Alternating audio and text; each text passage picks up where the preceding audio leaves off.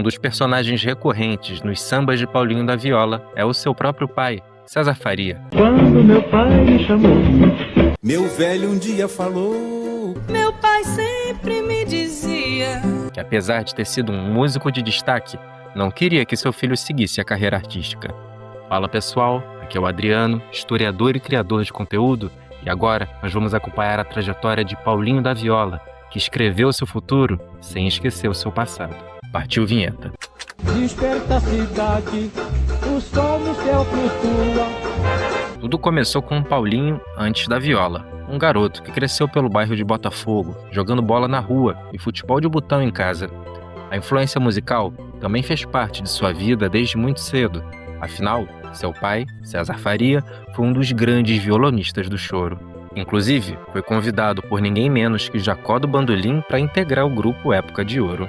Mas César, a essa altura, já tinha consolidado seu nome na música popular.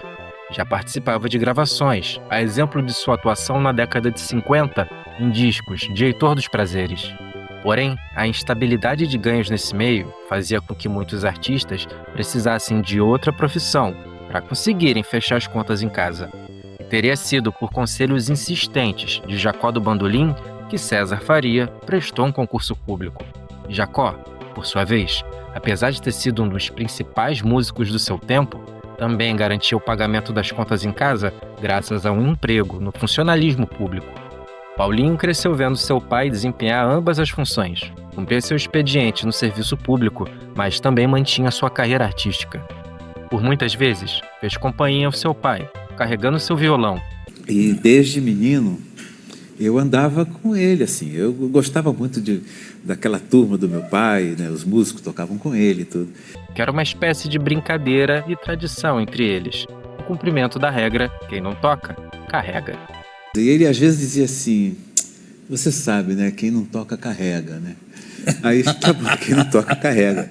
Mesmo que Paulinho gostasse muito do ambiente musical no qual acompanhava César, o pai, inicialmente, não incentivava o filho a buscar carreira no meio artístico. Futuramente, Paulinho, já sendo da viola, compôs e gravou o samba 14 anos, onde relata qual era a questão que fazia seu pai preferir que ele tomasse outro rumo e buscasse ser doutor, a desvalorização sofrida por muitos sambistas. Sambista não tem valor nesta terra de doutor. Mas o fruto não caiu longe da árvore, embora ambos tenham até se esforçado para que Paulinho, nesse tempo mais conhecido por Paulo César, tivesse um ganha-pão mais confiável. Em todo caso, a vida familiar do rapaz o levou para as bandas de Jacarepaguá, onde se aproximou de sua primeira escola de samba, a União de Jacarepaguá. Em paralelo a isso, também passou a aprender violão com um conhecido do seu pai, na vizinhança de Botafogo.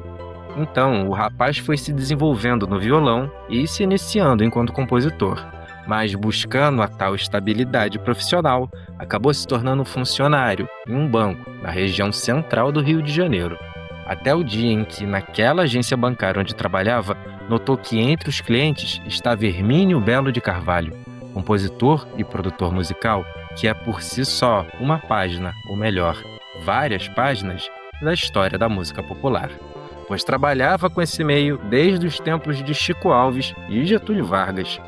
Paulinho já o conhecia das reuniões promovidas na casa de Jacó do Bandolim, em que ia acompanhando seu pai. A partir desse encontro, se desenvolveu a futura parceria com Hermínio, que contribuiu para que o banco perdesse um funcionário em benefício da música popular. Hermínio foi quem estabeleceu a ponte para que o futuro ex-bancário passasse a tocar no restaurante Zé Cartola. Inclusive, o primeiro cachê de Paulinho foi recebido das mãos do próprio Cartola. Por essa época, também foi levado a Portela e não demorou para se vincular à agremiação e seus compositores consagrados. Esses contatos lhe aproximaram de Zequete e foram abrindo espaço para ele no mercado fonográfico. É aí que o jovem artista, até esse tempo identificado como Paulo César, passa a conviver com brincadeiras para que adotasse um nome artístico com maior feição de sambista. Dessa brincadeira entre colegas e produtores, teria partido de Zequete e Sérgio Cabral o nome artístico Paulinho da Viola. Ainda no início de sua carreira no samba, compôs em 1966, ao lado de outro grande parceiro em sua trajetória, Elton Medeiros, a faixa 14 anos. mencionada na introdução desse vídeo por seu caráter autobiográfico.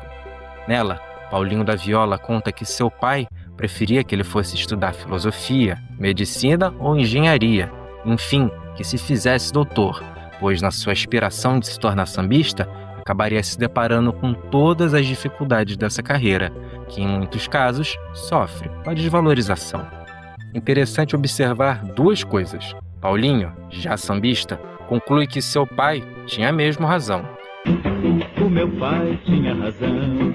E apesar de César Faria ter aconselhado tanto, quando se deu conta de que seu filho, que também carregava seu nome, ia mesmo pelo caminho da música, o apoiou com orgulho que pôde ser registrado em algumas ocasiões, onde se apresentaram juntos. Conjunto Época de Ouro. Meu filho.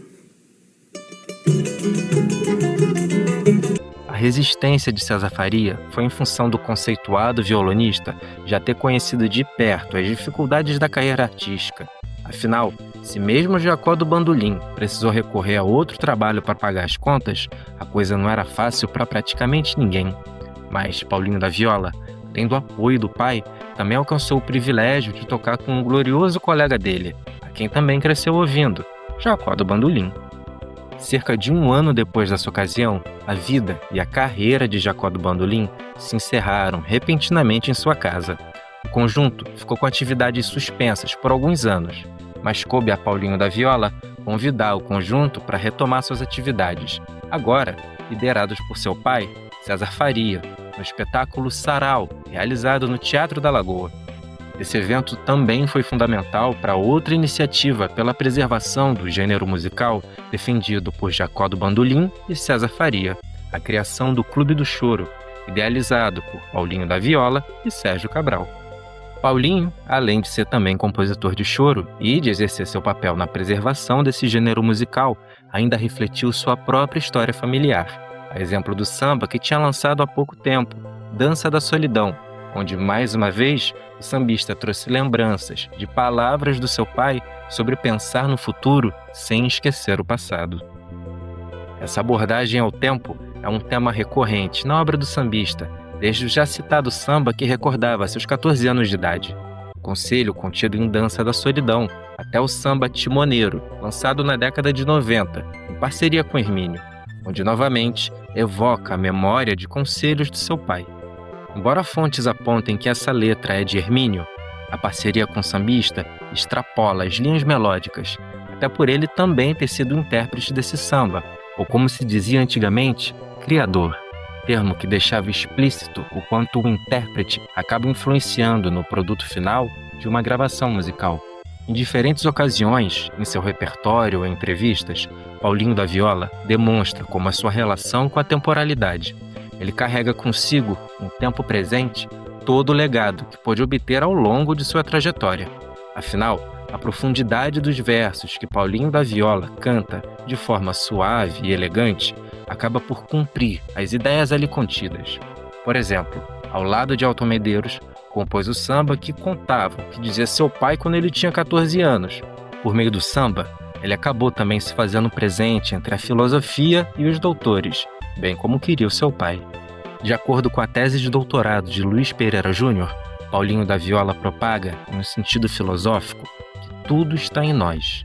Em palavras do próprio, em entrevista concedida ao pesquisador, não tenho saudade de nada. Sempre tive a sensação de que tudo que vivi está em mim, faz parte de mim, querendo ou não. As pessoas que convivi e o modo como me transmitiram que viveram estão em mim.